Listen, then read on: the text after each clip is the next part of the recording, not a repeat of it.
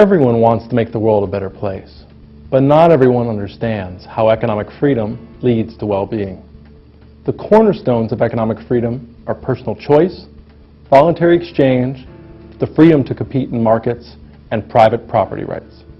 These freedoms comprise the core of what's measured in the Economic Freedom of the World Report, which provides further evidence of the positive relationship between economic freedom and economic growth.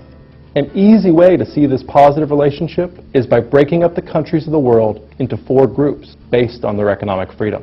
In 2008, the 25% of countries with the least economic freedom had GDP per capita of just under $4,000. In contrast, the freest 25% of countries had GDP levels over $30,000 per person. What emerges from this figure is unmistakable. Freer countries have substantially higher incomes.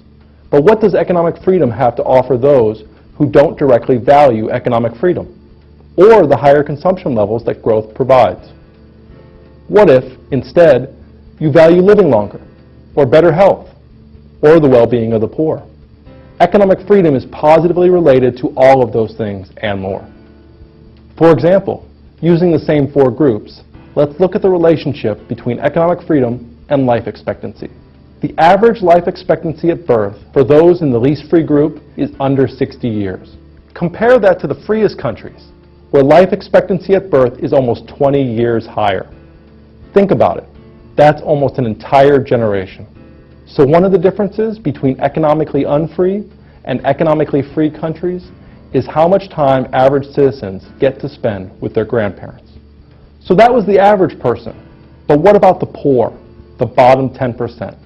If we look at this relationship, we see that the poor get roughly the same share of income in unfree countries as in free countries. But remember, incomes are higher in more economically free countries.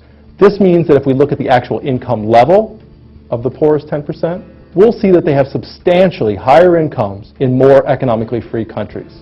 But it's more than just income. There's also a strong relationship between economic freedom and other good things, like happiness and life satisfaction. It gets better. The more economically free countries also have less of the bad stuff, from child labor to political corruption. So by expanding economic freedom, the freedom to make personal choices, start businesses, trade with others, and own property, we get less of the bad and more of the good. Even if you could care less about economic growth, there's abundant evidence that economic freedom gives people both the liberty and wealth to improve the quality of their lives.